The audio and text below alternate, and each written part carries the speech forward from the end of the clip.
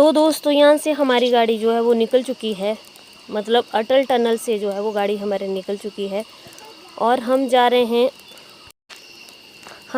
हैं आगे सोलंग वैली पे।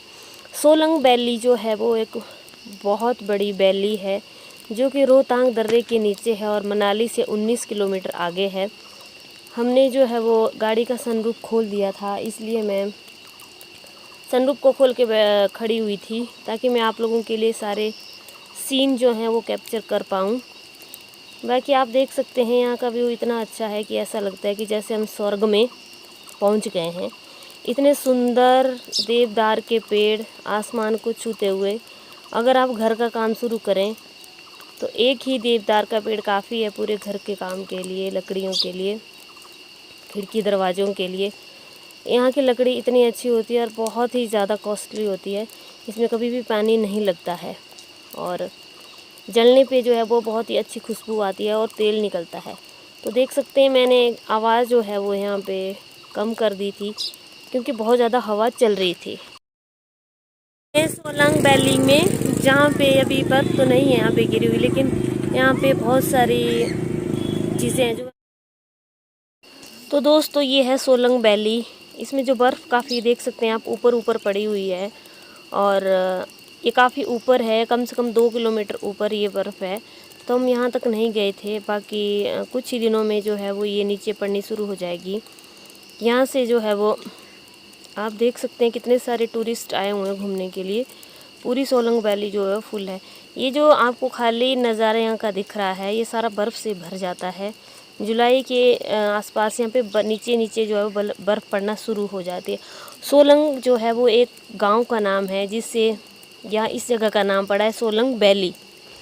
यह वैली दोस्तों मनाली से 19 किलोमीटर दूर पड़ती है और इसके बराबर में ही ब्यास नदी और इसके बराबर में ब्यास नदी और सोलंग गांव है। तो यह रोहतांग दर्रे के रास्ते में ही पड़ती है।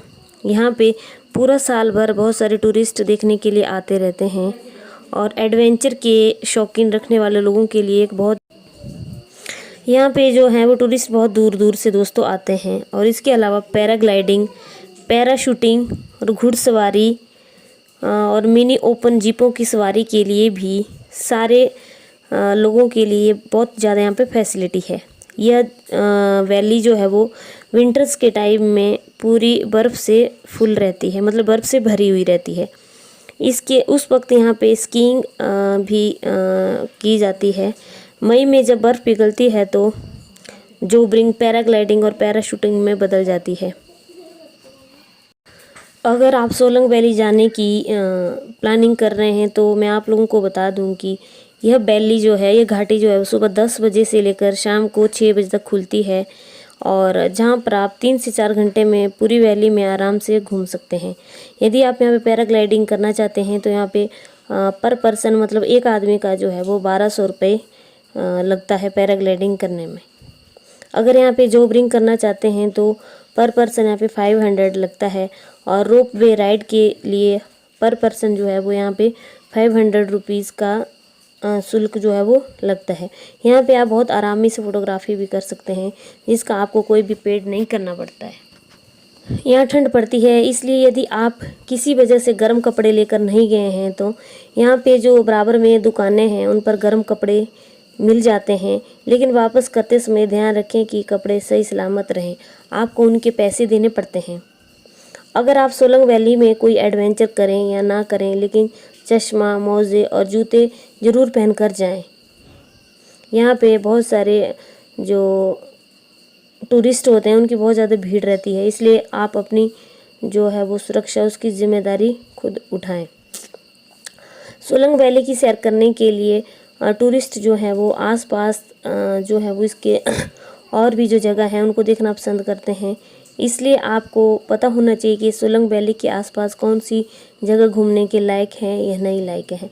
तो मैं आप लोगों को बता दूं, इसके बराबर में हडिम्बा देवी टेम्पल है, ब्यास नदी है, रोहतांग दर्रा है और वन विहार नेशनल पार्क है, मनु मंदिर है, रघुनाथ मंदिर है और वशिष्ठ कुंड भी है। इस वशिष्ठ कुंड जो है वो वहाँ पे गर्म पानी के चश्मे मिलते हैं अगर आप हिमालयन म्यूजियम आदि देख सकते हैं तो इसके अलावा आप सोलंग वैली के आसपास स्थित मशहूर रेस्टोरेंट हैं, वहाँ का भोजन भी कर सकते हैं। तो मैं आप लोगों को बता दूं कि आप सोलंग वैली में कैसे पहुंचेंगे।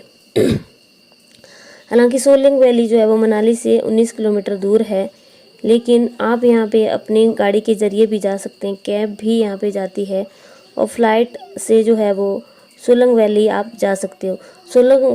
सोलंग वैली जो है वो इसका नियरेस्ट हवाई अड्डा जो है वो कुल्लू मनाली है, जो कि भुंतर में है, और सोलंग वैली से लगभग 63 किलोमीटर दूर है। हवाई अड्डे से आप घाटी तक पहुंचने के लिए कार या टैक्सी किराए पर ले सकते हैं। एयरपोर्ट से आपको सोलंग वैली पहुंचने में लगभग 2 से ढाई घंटे लगेंगे। और अगर आप ट्रेन से जाना चाहते हैं तो यहाँ का नियरेस्ट रेलवे स्टेशन जो है वो जोगिंदर नगर रेलवे स्टेशन है, वहाँ से यह 175 किलोमीटर दूरी पर स्थित है। यहाँ का नियरेस्ट रेलवे स्टेशन है। यह अम्बाला से 347 किलोमीटर दूर और चंडीगढ़ से 327 किलोमीटर दूर है। यहाँ से और भी ट्रेनें रेलवे स्टेशन पर आती हैं। आमतौर पर ट्रेन के माध्यम से टूरिस्ट यहाँ पे आना बहुत ज़्यादा पसंद करते हैं। और अगर आप बस से जाना चाहते हैं तो मनाली से यह 14 किलोमीटर दूर है। मनाली और सोलंग वैली के बीच टैक्सी और बसें टूरिस्ट के लिए बहुत ज़्यादा फैसिलिटी उपलब्ध करवाती हैं। मनाली से सोलंग वैली टैक्सी का किराया 1500 और 2000 रुपये है। मनाली बस स्टैंड से सोलंग वैली के लिए टैक्सी और सरकारी बसें भी उपलब्ध हैं, जिनके द्वारा आप आसानी से यहाँ पे पहुँच सकते हैं। अगर आप हिमाचल प्रदेश के मनाली में स्थित सोलंग वैली घूमने की प्लानिंग कर रहे हैं तो आपको वहाँ पे ठहरने की उपयुक्त व्यवस्था या होटलों के बारे में भी पता होना चाहिए। सोलंग वैली रिजॉर्ट मनाली तहसील में स्थित है, जो कि सोलंग वैली से 3 किलोमीटर दूर है।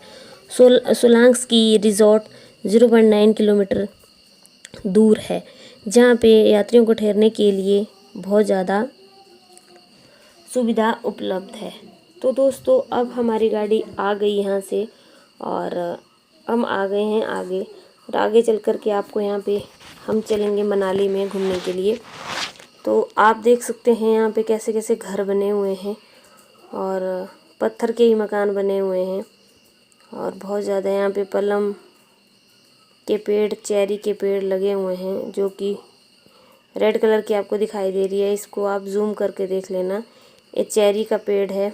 यहाँ पे गुच्छों के गुच्छे जो हैं वो लगे रहते हैं। अगर आप बिजनेस के पर्पज़ से यहाँ पे आप देख सकते हैं, यहाँ पे शॉप के नंबर पड़े रहते हैं। देखो 279 है और 278 है। यहाँ पे आपको सर्दियों के टाइम में जो है वो ड्रेस मिल जाती है, गर्म वूल की लंबे लंबे कोट मिल जाएंगे। ये सारे जो है वो ऊपर सेब लगे हुए हैं, ये बगीचे।